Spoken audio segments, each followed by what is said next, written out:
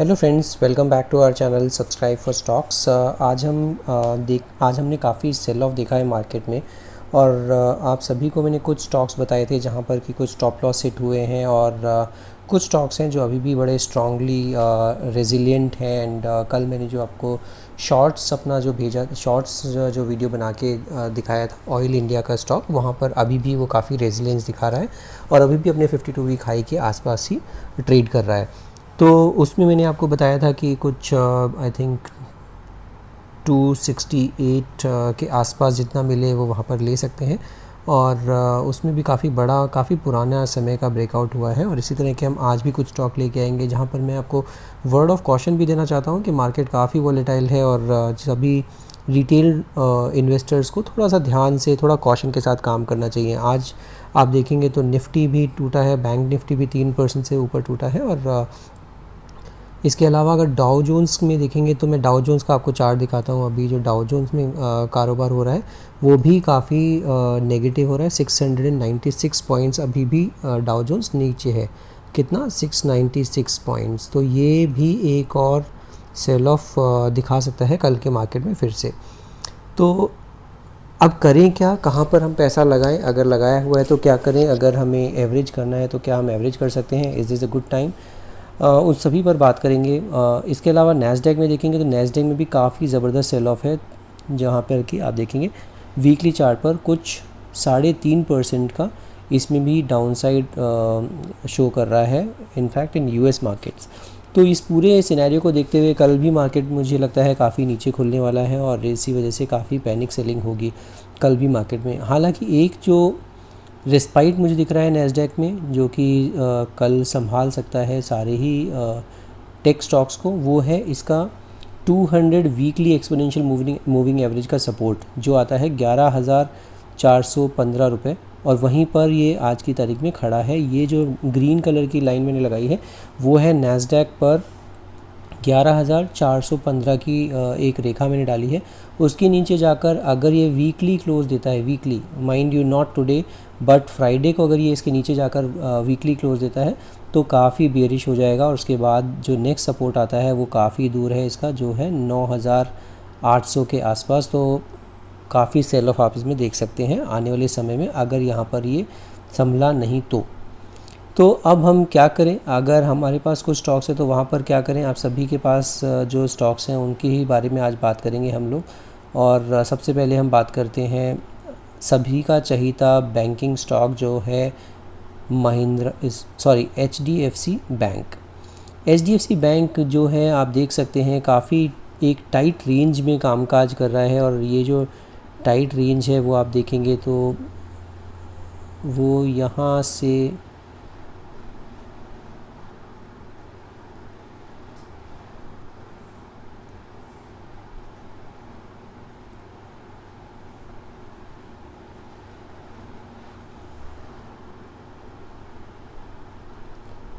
वो tight range है कुछ इस तरह से, कुछ 16.5 से लेके 1,300 रुपये की रेंज।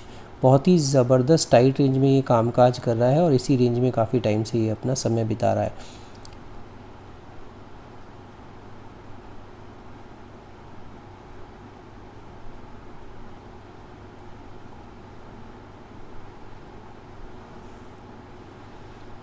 अगर हम अभी देखेंगे HDFC बैंक का चार्ट, तो अभी HDFC बैंक के चार्ट पे एक बहुत ही इंटरेस्टिंग एक, जैसे मैं आपको कल अपने एक स्टॉक में, ऑयल इंडिया के स्टॉक में बताया था कि उसमें cup and handle pattern pan out हो रहा है। इसमें देखेंगे तो उल्टा cup and handle pattern pan out हो रहा है, जिसको हम कहते हैं inverse cup and handle, right. तो इन्वर्स कप एंड हैंडल का मतलब, अगर आप देखेंगे अगर यहाँ पर इसने नीचे की तरफ ब्रेक डाउन दिया, अगर यही ऐसे होता तो ये ऊपर की तरफ ब्रेकआउट होता, और इसका उल्टा क्या है, इसमें ये ब्रेक डाउन आ सकता है अगर ये 1290 के रुपीज़ के नीचे बंद दिया और क्लोज़ दिया तो 1290 का थोड़ा स्ट्रिक्ट स्टॉप लॉस आप लगा कर रखिएगा। ये डेली का चार्ट है, तो डेली का चार्ट उन लोगों के लिए हैं जो कि थोड़ा ट्रेडिंग में विश्वास रखते हैं। अगर आप इसी को थोड़ा वीकली के चार्ट पर देखेंगे तो वीकली के चार्ट पर अभी जो आपके लिए रेस्पाइट है वो है 1260 रुपीज़। लॉन्ग टर्म के लिए क्या है, 1260 रुपीज़ काफ़ी अहम सपोर्ट है, जो कि इसका 200 वीकली एक्सपोनेंशियल मूविंग एवरेज है। और अगर तो लॉन्ग टर्म इन्वेस्टर अगर आप हैं और आपको लग रहा है कि ये नीचे से ऊपर बाउंस बैक ले सकते हैं, अगर बाउंस बैक लेना है तो ये यहीं पर ही डबल बॉटम बनाकर आगे चलना शुरू कर सकता है। तो 1289 is a very crucial support, wherein if in case it will not take any support here, it might come down to 1264, 1260 का इसको सपोर्ट बनाकर आप रखिएगा। और अगर इसके नीचे चला जाता है तो आप एक बार अपनी पोजीशन को एग्जिट कर लीजिएगा, उसके बाद इसमें हम सोचेंगे कि क्या करना चाहिए। इसी तरह से एक और बहुत ही चहेता स्टॉक है जिसका नाम है Infosys from the IT industry. उसमें क्या किया जाए, वो भी काफ़ी आप देखेंगे बहुत ही बुरी तरह से पिट रहा है। और इन्फोसिस का चार्ट भी आप देख सकते हैं बहुत ही ख़राब हो चुका है, बहुत ही डिफ़िकल्ट टाइम से ये जा रहा है इस टाइम पर। डेली के चार्ट पर अगर आप देखेंगे तो डेली के चार्ट पर ये ऑलरेडी ब्रेकडाउन दे चुका है, 200 डे एक्सपोनेंशियल मूविंग एवरेज के नीचे ये बंद दे चुका है काफ़ी टाइम पहले। एक ही यहाँ पर एक इसमें गैप भी आ गया है, जो कि बहुत ही डिफ़िकल्ट होता है फिल करना किसी भी स्टॉक के चार्ट पर। और अगर वो चार्ट पर गैप बन गया है तो उसको फिल करना इतना डिफ़िकल्ट होता है, क्योंकि बहुत ही मुश्किल से ये रन अवे गैप्स और ब्रेकडाउन गैप्स जो होते हैं वो भरना इतना इजी नहीं होता है।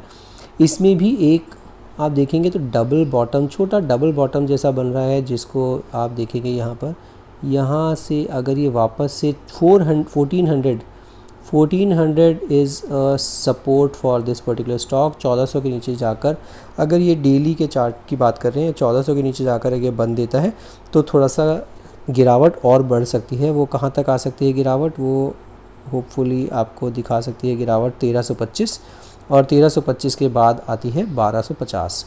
सो 1325 अगर ये 1400 का लेवल टूट जाता है तो 1325 के बाद 1250, तो ये 1250 तक भी फिसल सकता है अगर ये इसी तरह से गिरावट बनी रही।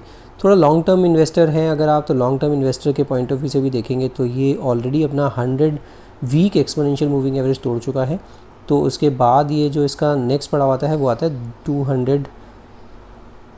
200 वीक एक्सपोनेंशियल मूविंग एवरेज। वो कितना है, 1200 रुपीज़। 1200 रुपीज़ काफ़ी ज़बरदस्त सपोर्ट है। उसके नीचे जाता मुझे दिख नहीं रहा है, हाँ, बट हालांकि ये डेली चार्ट पर मुझे दिखता है कि अगर ये यहीं से 1400 का अगर सपोर्ट देख के और वापस ये जंप करता है तो ये वहाँ पर आप एंट्री बना सकते हैं। 1400 का स्टॉप लॉस एक बार रख के उसमें निकलने में कोई हर्जा नहीं है इस पर्टिकुलर स्टॉक में भी। तो ये एक आप लोगों के लिए राय हो गई इन्फोसिस पर।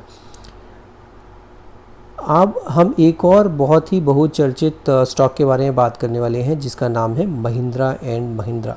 महिंद्रा एंड महिंद्रा मेरे रडार पर आया था कुछ दिन पहले, जब मैंने ये रेड कलर की आपको ये लाइन डालकर बताया था, जहाँ पर बहुत ही बढ़िया 2018 का ब्रेकआउट आया था और वो स्तर था 1000 रुपीज़, सॉरी वो स्तर था 988 रुपीज़।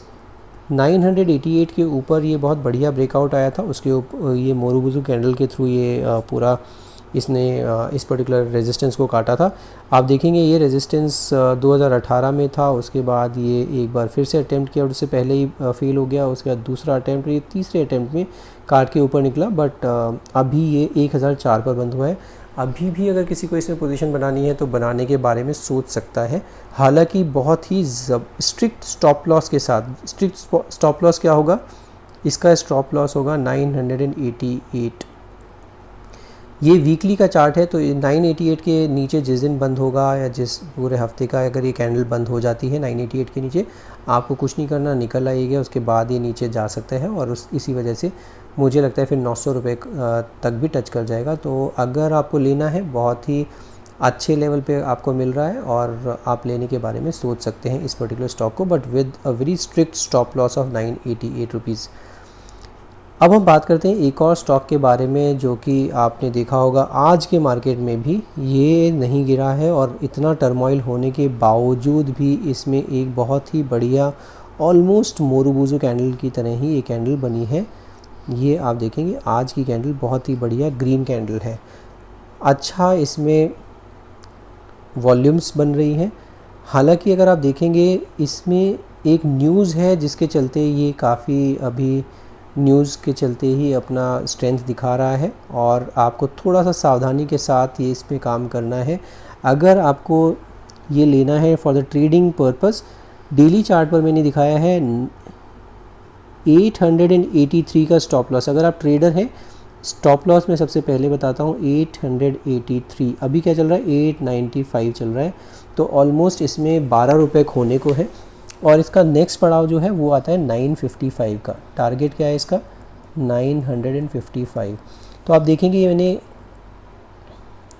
फिबोनाची रिट्रेसमेंट के पॉइंट ऑफ व्यू से ये लगाया है और इसमें अभी जो है 895 जो है ये इसका 23.6% रिट्रेसमेंट को क्रॉस कर गया है। नेक्स्ट पड़ाव आता है इसका 38.2% रिट्रेसमेंट जो है, अगर उसको वहाँ नेक्स्ट पड़ाव है जहाँ पर रेजिस्टेंस है थोड़ा सा, वो आता है 955। तो आप 955 का टारगेट देख सकते हैं। तो 15 रुपये खोने को है और मिलने को आपके पास क्या है ऑलमोस्ट 60 रुपये। तो 1:4 का बहुत बढ़िया रिटर्न ऑन इन्वेस्टमेंट आपको मिल सकता है। इसके अलावा इसमें 8 जुलाई है इसकी बोनस जो घोषित हुआ है उसका डेट ऑलरेडी इन्होंने अनाउंस कर दी है। तो 8 जुलाई अगर आपको 1:1 बोनस जो इन्होंने घोषित किया है वो लेना है या फिर आपको डिविडेंड लेना है, 8 जुलाई तक आपको ये रखना पड़ेगा। और रिकॉर्ड डेट ऑलरेडी अनाउंस हो चुकी है 8 जुलाई। तो इसी वजह से इस पर्टिकुलर स्टॉक में भी थोड़ा सा आग लगी हुई है और बहुत ही बेहतरीन कंपनी में कोई प्रॉब्लम नहीं है। ऑटो इंडस्ट्री को बिलोंग करती है। इस पर्टिकुलर टर्मोइल में ऑटो इंडस्ट्री फिर भी थोड़ा सा रेजिलियंस दिखा रहा है। इसीलिए आपने देखा होगा मेरे 4 स्टॉक में से 2 स्टॉक हैं जो कि ऑटो से बिलोंग करते हैं, M&M एंड मिंडा इंडस्ट्रीज़। ये 4 स्टॉक्स में आज मैंने इसलिए बात की क्योंकि रिटेल इन्वेस्टर ज़रूर कुछ कहीं ना कहीं फंसे होंगे। अगर लॉन्ग टर्म इन्वेस्टर हैं तो भी एक बार निकल आइए, उसके बाद आप फिर से एंट्री बना सकते हैं जब मार्केट संभलेगा तो। सो आज के लिए इतना ही। अगर आपको मेरी वीडियोस पसंद आ रही हैं तो मेरा चैनल ज़रूर सब्सक्राइब कीजिए और बेल आइकन दबाना बिल्कुल मत भूलिएगा। Thank you so much for watching this video. Will see in the next video.